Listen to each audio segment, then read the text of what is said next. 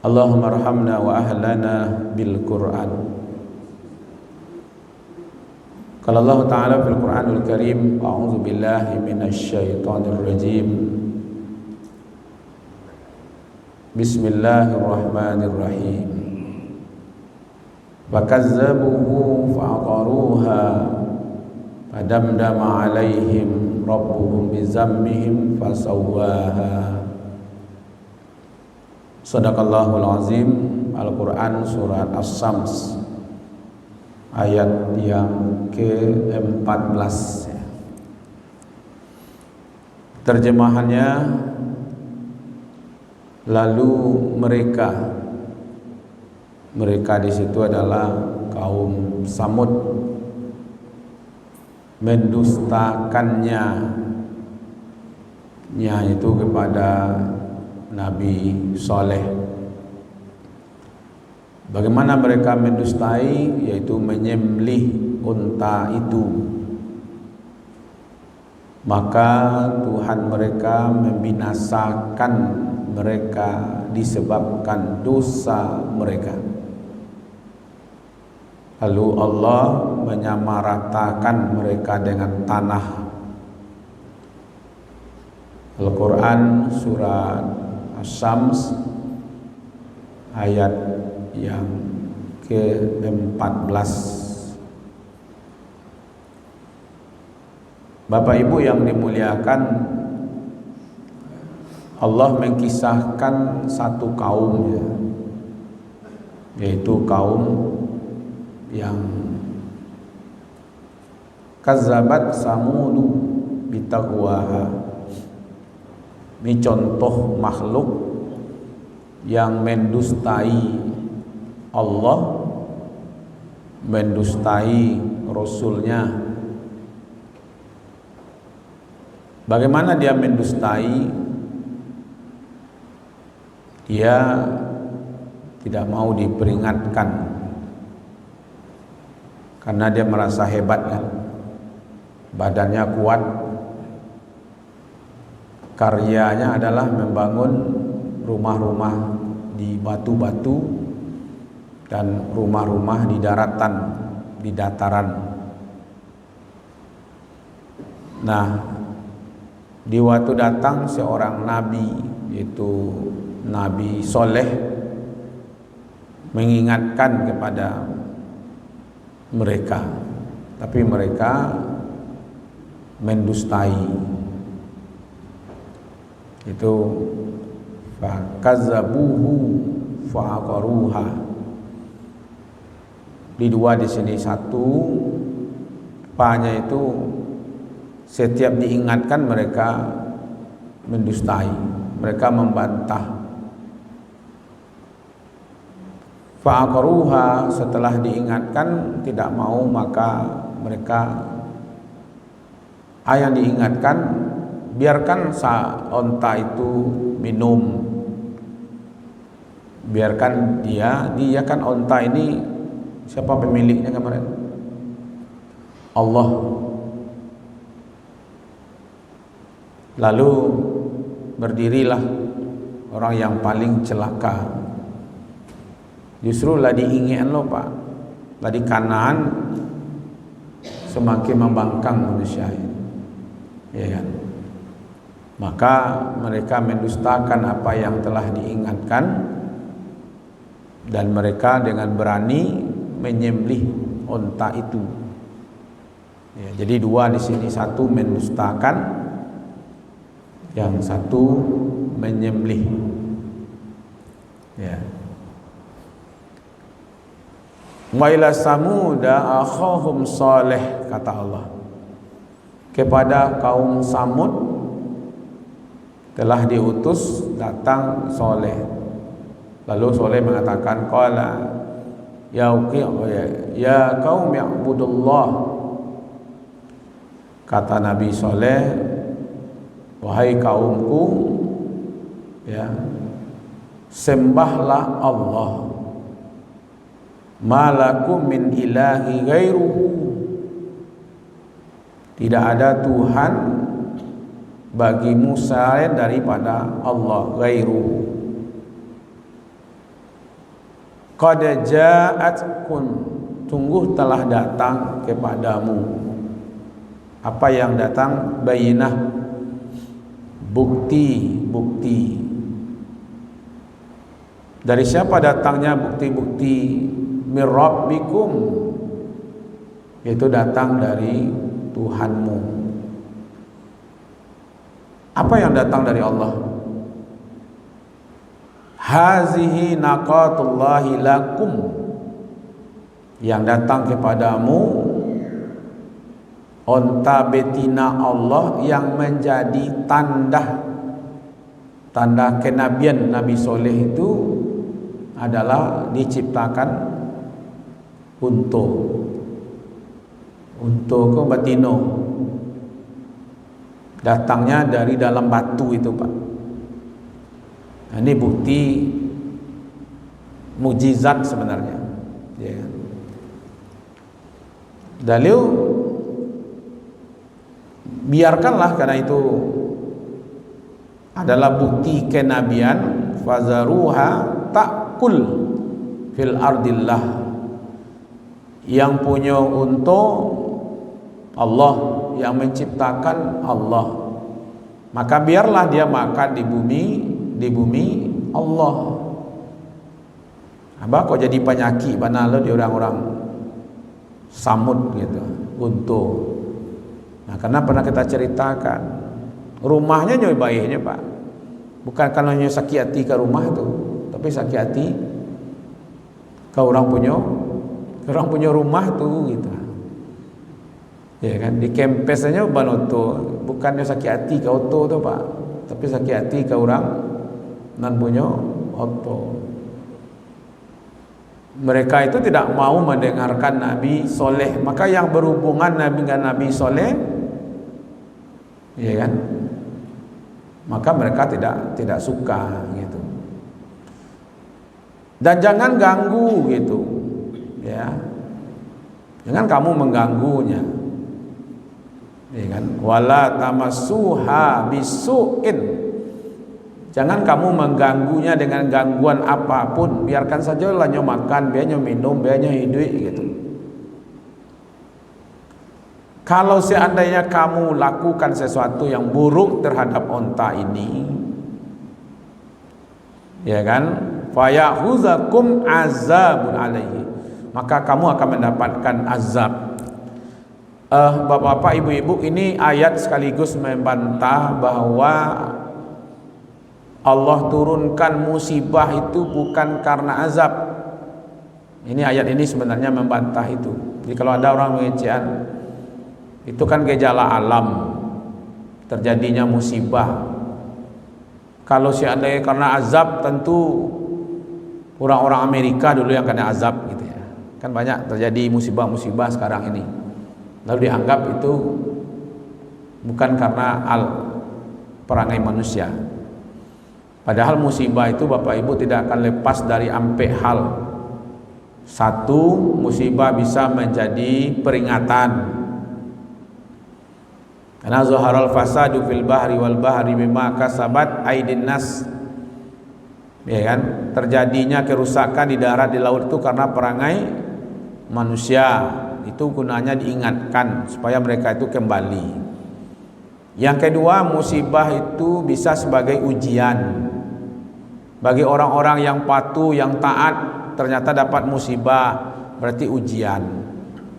Kalau ujian berarti supaya naik tingkat. Nah, musibah itu bisa azab.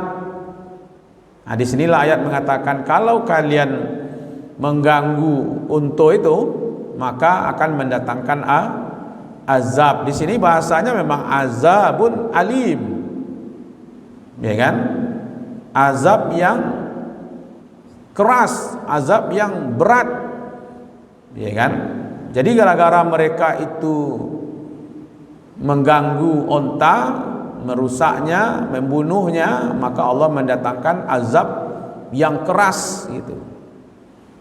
Ya, bukan masalah sepele, Pak. Kok bisa ya, hanya unta saja yang dibunuh, kok bisa mendatangkan azab gitu ya. Bukan masalah unta, ini masalah kepatuhan. Ya kan, manusia ini tidak mau patuh. Mereka sudah dilarang, tapi mereka tetap mengerjakannya. Apakah faqaru naqata, kemudian mereka menyembelih junta betina itu, dan mereka melakukan dengan angkuhnya, dengan kesombongan, ya, menunjukkan bahasanya hebat. Orang kan ingin mencalian hebat diri itu, semakin dilarang semakin nyo kerajuan. Ya kan, bahasanya orang hebat gitu, ya kan? Malah mereka menantang setelah itu. Wa qalu ya Saleh. Apa kata mereka? Ya Saleh. Ya kan? Datangkanlah kepada kami. Nah, itu loh Pak. Koyo ada azab Allah itu datanglah. Setelah mereka menyembelih onta itu dengan sombongnya, lalu menantang dengan azab, ya kan? Kini kan banyak juga yang terjadi sekarang, seperti di Cina, di apa kemarin Kanada, ada lagi yang LGBT ini, ya kan, yang memperlihatkan mereka itu, ya, akhirnya Allah datangkan kebakaran yang luar biasa, banjir yang luar biasa, gitu ya. Nah, mereka itu menganggap itu biasa saja Pak, artinya itu gejala alam. Memang bagi Islam musibah itu ada azab, ya kan? Nah, kesombongan, keangkuhan itulah yang menyebabkan mereka sudah melampaui batas. Maka Allah juga berikan azab yang di atas kebakaran itu Pak. Allah datangkan azab yang alim, yang keras kepada mereka. Pertanyaannya Bapak Ibu, kok seorang nabi tidak didengarkan? Nah, kok pelajaran dakwah Pak, sedang nabi sendiri tidak didengar orang. Ya nak, aduh saja setiap nabi itu pasti ada yang tidak mau mendengarkan. Awak kau lontan tu le sonale Pak. Kau idui lawak dulu masuknya Abu Jahal, Abu Lahab. Entah berada di pihak Abu Lahab, awak entah di pihaknya Abu Jahal. Pada waktu itu kan tahu lah Pak. Ya kan? Sedang kini sih banyak kok yang serupa Abu Jahal, Abu Lahab. Ya kan? Lah mengaku Islam pun tidak juga mau taat. Banyak tak orang Islam yang tidak solat? Banyak yang tidak bayar zakat, banyak tidak ke masjid, banyak. Tak bayang dah apa-apa kalau seandainya kita hadir pada masa Rasulullah. Apakah kita berada di pihaknya Nabi Muhammad atau di pihaknya Abu Lahab pada waktu itu? Karena kesenangan kan. Siapa lagi kalau masuk ke kelompoknya Nabi Muhammad, itu malahan disiksa, diancam, diboikot, ya kan? Alun tahu lah deh Pak. Alhamdulillah saja Pak, kok kini lalai pas di kelompok Islam. Tawayang dah bapak-bapak, ibu-ibu, kok seandainya kita dilahirkan tidak berada dalam keadaan Islam, apa kita akan jadi mu'alaf? Alun tentu le Pak, tu contohnya. Lahir dia di kelompoknya tidak Islam kan? Tak banyak yang jadi mu'alaf, ya kan? Jadi bukan masalahnya Nabi Saleh gagal dalam berdakwah, ya mereka itulah yang memilih tidak mau mendapatkan hidayah gitu. Karena tugas Nabi, bapak-bapak, ibu-ibu, hanya memberi peringatan. Nah, itu dulu yang penting. Jadi Nabi sekalipun, para Rasul, tugasnya hanya membagi peringatan saja Pak. Apakah manusia itu akan beriman atau tidak beriman, itu tidak urusan Nabi. Jadi kalau bapak-bapak, ibu-ibu memberi nasihat kepada orang, menyampaikan kebenaran kepada orang, tugas kita hanya menyampaikan saja Pak. Tidak perlu lawak tersinggung kalau nyo tidak taat, tidak mau berhati-hati, karena memang tugas sudah selesai. Ya kan? Karena Al-Quran mengatakan fazakir innama anta muzakkir lasta alaihim bimusaitir. Itu yang perlu kita ingat. Kata Allah kepada Nabi Muhammad, maka berilah peringatan, karena sesungguhnya kamu hanya orang yang memberi peringatan. Itu satu, ya kan? Jadi tidak usah lo bapak-bapak ibu-ibu berkete hati kalau diajak-ajak orang, ayo ke masjid, ayo berjamaah, ayo dengar pengajian, ayo ini, orang tidak namuat, tidak ada masalah gitu dah Pak, ya kan? Tidak usah lo dipanggil-panggil nak, jangan kete hati dulu, oh, Ustaz malih mencari umat gini Ustaz, tidak.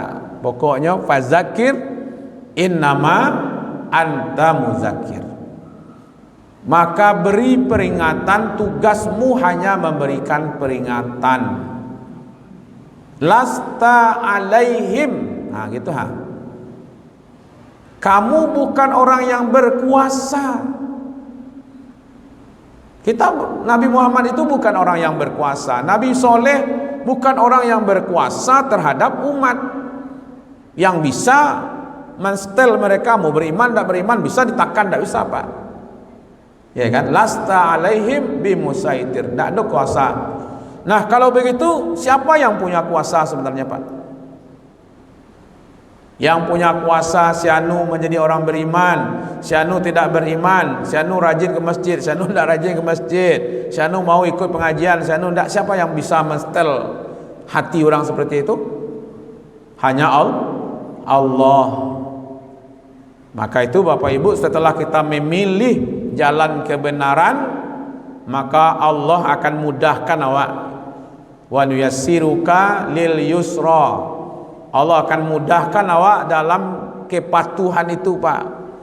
Makanya mudah bangun malam, mudah datang ke masjid, mudah hati kita untuk ikut pengajian, mudah hati kita untuk tadarus segala macam. Itu Bapak Ibu, karena Allah mudahkan gitu. Nah ingat Bapak Ibu, warisan Rasulullah apa? Al-anbiya la yarisu dinar wala dirham, ya kan? Para nabi tidak mewariskan dinar dan tidak pula dirham, tapi nabi mewariskan ilmu. Maka dalam hadis itu dikatakan al-anbiya kan, al ulama warasatul anbiya, al anbiya la yarisu dinar wala dirham. Orang yang alim itu pewaris nabi. Nabi tidak mewariskan dinar dan tidak pula dirham, tapi nabi hanya mewariskan ilmu. Maka itu siapa yang menuntut ilmu, siapa yang mengambil ilmu itu, dia sudah berada di posisi yang terbaik gitu. Makanya pernah saya ceritakan Bapak Ibu, ya, di Madinah itu di sebelah kanannya kayak ini Masjid Nabawi, nah di sebelah kanan ini, ya, di pasar ini Pak dulu.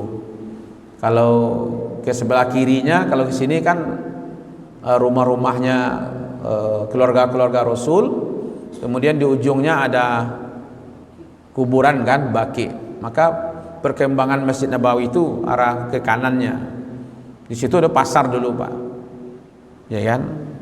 Kalau yang Masjid Nabi itu mungkin enggak hampir sebesar masjid kita ini lah kan. Yang Masjid Nabi itu, yang Nabawi awal itu, ya kan? Nah, jadi pasar di situ gitu. Orang sibuk di pasar itu Pak, sibuk di pasar itu. Masjidnya sepi, ya kan? Lah mencari dunia gitu. Lalu Abu Hurairah mengatakan ke pasar itu ramai-ramai kan, dengan lantang, kalian semua ingat tuh di masjid orang bagi-bagi harta warisan, ya warisan Rasul di masjid. Ya, kok tidak datang kalian? Lalu orang tanya, di mana ya Abu Hurairah? Itu di masjid. Nah, gara-gara mendengar orang bagi warisan di Mas Haji, larilah ke Mas Haji sadonya Pak, ya kan? Lari Mas Haji Pak. Jadi makanya bapak ibu-ibu tolong buat terobosan baru lah. kalau jadi pengurus masjid Pak, buat terobosan baru, buat pengumuman. Siapa yang ikut pengajian setiap subuh dikasih bantuan langsung tunai masing-masing 100.000 gitu. Ya kan? Bisa enggak tuh? Buat pengumuman, siapa yang datang ke masjid setiap subuh diberi bantuan langsung tunai 100.000. Anda usahlah 100.000 Pak, diskon 50.000. 50.000 setiap pagi, buat pengumuman Pak. Kok muek diorang bekol masjid kan, entahlah Bapak Ibu. Ya nak? Kenapa? Karena uang 50.000 itu lebih besar dibandingkan solat berjamaah. Makanya mereka datangnya karena ada uang. Boleh dites Bapak Ibu. Siapa yang berani berkorban? Membuktikan saja. Iya kan? Buatlah pengumuman besok hari Selasa, siapa yang datang ke masjid Nurul Ikhlas Jati akan diberi masing-masingnya amplop berisikan 50.000 rupiah. Jambarannya tiba siko kira-kira nanti tu. Jam ampek tiba siko. Ya kan? Jadi di waktu diingatkan oleh Abu Hurairah, kalian sibuk di pasar ini, itu di rumah, di masjid orang sibuk membagi-bagi warisan Rasulullah. Maka mereka berlarianlah ke masjid Pak. Setelah sampai di masjid, yang mereka temukan adalah orang sedang membaca Al-Quran, orang ada kajian-kajian, ya kan, sedang menuntut ilmu. Sekancang tu ke masjid, sekancang tu lo keluar balik Pak. Ya nak. Wahai Abu Hurairah, engkau sudah menipu. Apa yang ditilpu? Enggak ada orang bagi-bagi warisan Rasul di masjid. Kata Abu Hurairah, lalu apa yang kalian temukan di situ? Di situ orang belajar Al-Quran, di situ orang belajar hadis, di situ orang menuntut ilmu.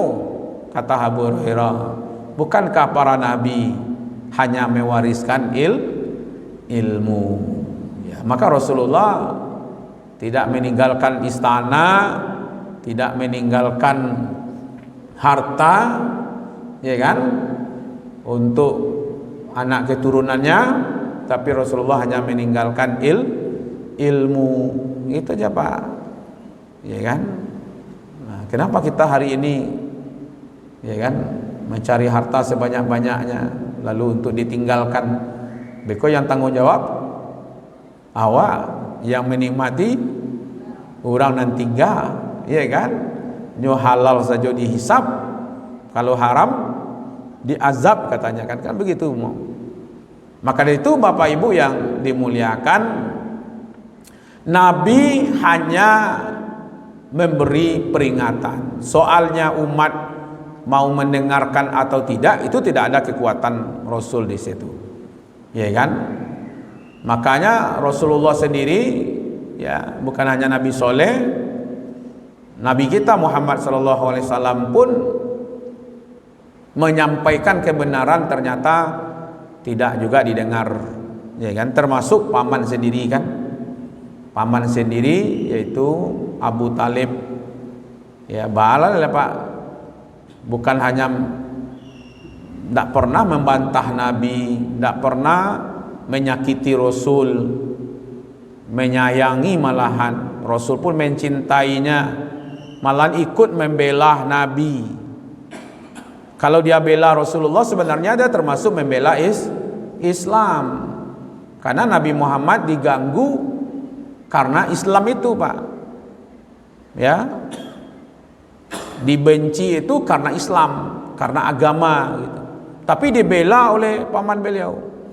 Nah, sampai mau meninggal pun tidak dapat hidayah, ya, tidak dapat petunjuk. Coba bayangkan Bapak Ibu, lah model itu Rasul mencintainya, dia pun mencintai Rasul. Abu Talib membela Rasul, siapa yang mengganggu Muhammad, ya kan, langkahi dulu mayat saya.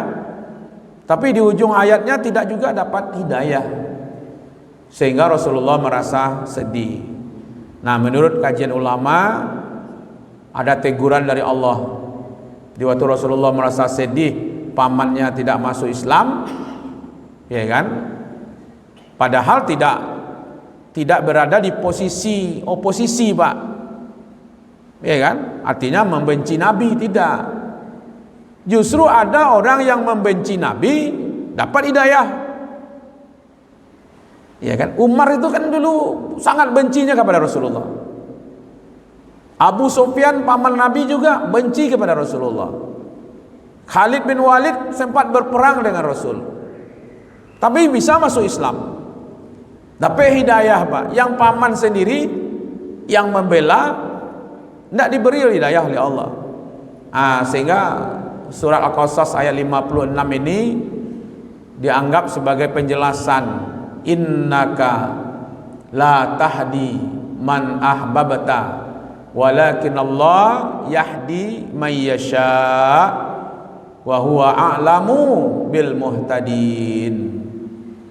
Kata Allah, sesungguhnya kamu tidak akan dapat memberi petunjuk kepada orang yang kamu kasihi, yang kamu cintai, tetapi Allah lah yang memberi petunjuk kepada orang-orang yang dikehendakinya. Allah lebih mengetahui siapa yang berhak, siapa yang terbaik mendapatkan hidayah itu. Jadi Nabi hanya menyampaikan hidayah saja. Kalau diterima dapat hidayah lah dia. Kalau tidak diterima, ya dia tidak dapat hidayah. Ya kan? Kok bisa, Pak? Gitu. Ya kan? Ya itulah menurut Allah. Nah, kita ini sebenarnya Bapak Ibu adalah orang yang terbaik menurut Allah untuk mendapatkan hidayah. Itu aja, Pak. Ya kan? Masih alhamdulillah lah Allah bagi petunjuk kawak. Ya kan? Masuk kelompok orang-orang yang mendapatkan hidayah. Itu yang pertama, Bapak Ibu. Tugas hanya menyampaikan. Soal hasil bukan urusan kita, Pak. Yang penting prosesnya dulu. Ada proses, ada hasil. Kadang-kadang hasilnya ada yang gagal, ada yang beruntung. Kayak itu aja, Pak. Ya kan? Mau jualan saja ada yang gagal, ada yang berhasil, ada yang rugi, ada yang tidak. Yang penting kerajuan dulu. Itu aja, Pak. Ya kan? Jadi tidak semua orang, apalagi tidak nabi. Sedangkan nabi saja, jangan Bapak kira semua nabi itu ada pengikut. Ada nabi tapi tidak ada pengikutnya. Ada yang banyak pengikutnya, ada yang sedikit pengikutnya. Nabi Nuh 950 tahun berdakwah, hanya berapa orang saja yang beriman. Ya kan? Apa kira tu le taluk dia waktu. Ya kan? Alhamdulillah Bapak-bapak Ibu, kita adakan pengajian. Ya kan, masih banyak yang hadir kan? Alhamdulillah, ya kan? Jadi bukan masalah hasil, tapi yang penting proses. Ya kan? Kalau ada yang kita ingatkan, ada yang beriman alhamdulillah, ada yang mau alhamdulillah, yang tidak mau juga tidak ada masalah. Ya kan? Yang penting tugas sudah diselesaikan. Kan fazakir innama anta muzakkir. Ayat yang lain fazakir inna fa'atiz zikra. Berilah peringatan, karena peringatan itu ada manfaatnya bagi orang yang mau menerima peringatan, maka dia akan bermanfaat. Nah, pagi ini kita baru sampai di sini Bapak Ibu. Ya. Fakazzabuhu fa'aqaruha. Nanti baru kita bahas padamdama alaihim itu. Ya kan, ujungnya tentang azab Allah. Bagaimana azab itu datangnya, seperti apa? Ini akan kita bahas insyaallah Senin depan.